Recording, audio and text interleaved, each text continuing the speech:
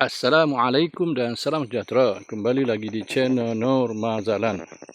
Okey, seperti biasa saya berada di kebun mangga harum manis. Okey.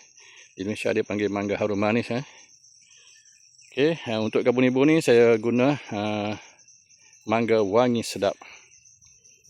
Okey, pokok apabila telah berbunga melebihi 50% untuk satu pokok, ia perlu disiram. Okey, perlu disiram untuk mengelak bunga kering ketika proses pendebungaan. Okey. Di sini saya menggunakan sprinkler. Okey, sprinkler. Okey. Ketika ini banyak pokok telah berbunga Okey. Ada yang 50%, ada yang 20% ni. Untuk satu-satu pokok. Boleh lihat Okey, macam ini dalam 30%. Ini dah lebih 50%.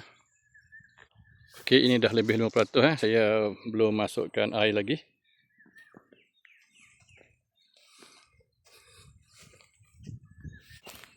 Okey, untuk pokok ini saya anggarkan dah 50%. Jadi saya masukkan air pengairan menggunakan sprinkler. Semoga ia berhasil untuk tahun ini, iaitu tahun 2026. Okey, untuk pengalaman dan dari berjumpa dengan orang yang biasa tanam pokok mangga ni, air diperlukan adalah sebanyak 18 liter sehari ketika kembang ataupun proses pendebungaan. Okey, itu saja daripada saya. Sekian, terima kasih.